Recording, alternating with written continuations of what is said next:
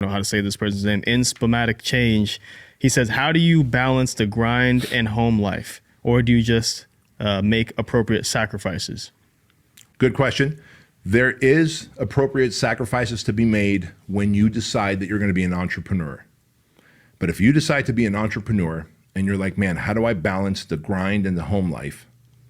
You better make a lot of money, because there's nothing worse than someone who has a spouse, children, family responsibilities, and they're an entrepreneur, but they're making less money than they could be making if they just had a job, right? So if you're gonna have to be that person where you're gonna have to make sacrifices, you better make at least 10x the money with your business than you would at a job. Otherwise, what a shame that you're sacrificing for a business that's failing.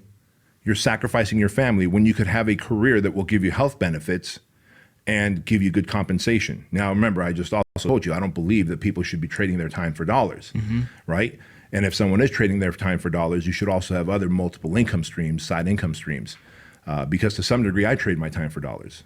When I do the one-on-one business coaching, right? I charge $100,000, but I'm still trading my time for dollars on those coaching calls and on those half-day meetings. But so one, there is a sacrifice component that must be made when you have family and a business, but you better make sure your business is thriving so that the sacrifice is worth it. Right. Number two, you also have to be wherever your feet are. And this is something that I've heard Ed Milet say, be where your feet are. In other words, if my feet are at work here at HQ, bro, I'm not feeling guilty about my wife and kids. I'm not feeling guilty about anything, because when my feet were at home this morning and last night with my family, I wasn't paying attention to work. I was focused on my family. I was focused on what we were doing. Me and my son went one-wheeling. Me and Chloe played a little game together. I taught them how to play blackjack, actually, because why not?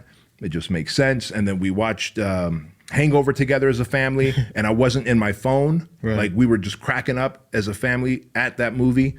And so I was with my family, like physically, mentally, emotionally, fully present. And then today at work, I'm here. And then you and I are going to Orlando. I'm gonna be fully over there. Di knows, my wife knows, that unless some massive disaster takes place at home, don't call me panicking. Don't call me panicking, because I'm across the country speaking to thousands of people at an event. There's nothing I can do. You're a grown-ass woman. You are very competent and capable, because I married a competent and capable woman, and I didn't just rescue a damsel, right? Like a lot of men do.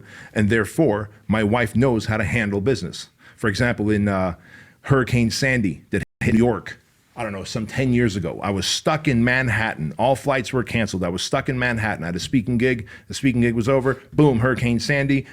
I can't fly out. As it turns out, on the West Coast here, Chloe broke her arm and Andrew lost a tooth. Like, he hit his head on something, his face on something, and the tooth went flying out. They were puppies. They were like, 4 and 6 years old at the time.